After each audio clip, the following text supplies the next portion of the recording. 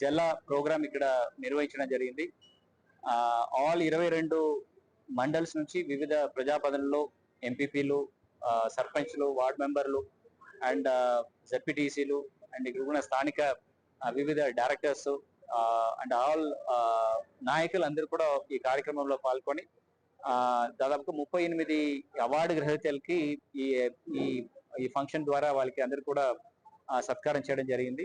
వాళ్ళందరూ కూడా వివిధ రంగాల్లో చాలా ఉన్నతమైన పని చేసిన వాళ్ళు. అంటే మన గిరిజన ప్రాంతంలో ఈ స్వచ్ఛత గురించి కష్టపడి పనిచేసిన పారిశుద్ధ్య మన శానిటేషన్ వర్కర్స్ నుండి ఉంటున్న వివిధ సర్పంచెస్ కానీ, ఎంపీడీఓస్ కానీ, పంచాయత్ సెక్రటరీస్ కానీ, అంగన్వాడీస్ లో శుభ్రంగా పెట్టుకున్న అంగన్వాడీస్ కానీ, స్కూల్స్ కానీ, అది గవర్నమెంట్ ఇన్స్టిట్యూషన్స్ కానీ ఏదేది బాగుంటుందంటూ ఒక థర్డ్ పార్టీ టీమ్ జాగ్రత్తగా ఆడిట్ చేసేసి ఈ అవార్డు కోసం మనం నామినేషన్స్ పెట్టడం జరిగింది.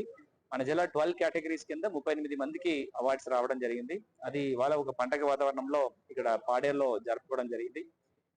ముఖ్యంగా దీని ఈ అవార్డు ఫంక్షన్ ద్వారా మనం ఇచ్చిన ముఖ్యమైన మెసేజ్ ఏమంటే, ఖచ్చితంగా అక్కడ ఉంటున్న స్థానికంగా ఉంటున్న నాయకులు, అధికారులు వాళ్ళు మనసు పెట్టి ఆ ప్రాంతంని శుభ్రంగా పెట్టుకోవడానికి కావాల్సిన ప్రయత్నం చేస్తే ఖచ్చితంగా ఒక ఉన్నతమైన గ్రామం మనం తీసుకురావడానికి వీలు ఉంటుందని వాళ్ళందరూ కూడా మనకి ప్రూవ్ చేయడం జరిగింది.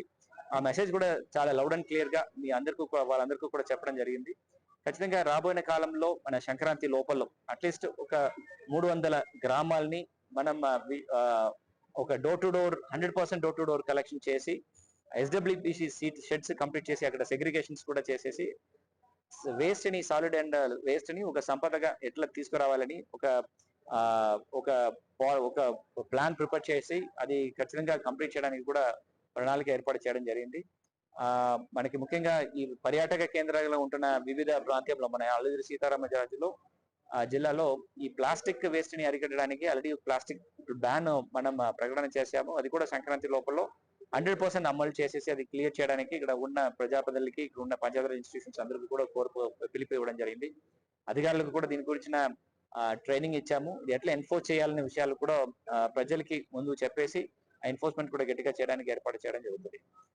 ఇది మాత్రం కాకుండా 22 మండల్స్ లో 22 విలేజెస్ ని విజువల్లీ క్లీన్ విలేజెస్ గా 100% ప్రకటన చేయడానికి కూడా సంక్రాంతి లోపల ఒక ప్రణాళిక తీసుకురావడం జరిగింది. దానికి కూడా వివిధ సర్పంచెస్ అండ్ ఉన్న ఎంపీపీస్ దగ్గర ఒక నామినేషన్ తీసుకోవడం జరిగింది. ఖచ్చితంగా ఈ మన ప్రాంతంలో ఏరియా చాలా పెద్దది ఉంటున్న వలన ఇంటింటికి కలెక్ట్ చేసి సెగ్రిగేట్ చేయడంలో కొన్ని ఛాలెంజెస్ ఉన్నాయి. దానికోసం micro sheds, micro collection points, micro segregation points ఒకటి ప్లాన్ చేయడం జరుగుతుంది. అది కూడా ఒక పైలట్ చేసేసి అది ప్రూవ్ అయిన తర్వాత దాన్ని మిగిలిన చోట్ల కూడా ఎక్స్పాండ్ చేయడానికి కావాల్సిన ప్రతిపాలన కూడా గవర్నమెంట్ పంపించడం జరుగుతుంది. అలాగే ఇవాళ ఈ కార్యక్రమం మాత్రం ఒక పండగ వాతావరణంలో దాదాపుగా ఒక 500-600 మంది దీనిలో పాల్గొని ఉన్న ప్రజాప్రతినిధులందరూ కూడా వాళ్ళు చేసిన భాగస్వామ్యంలో ఈ కార్యక్రమం చాలా మంచిగా జరగడం జరిగింది.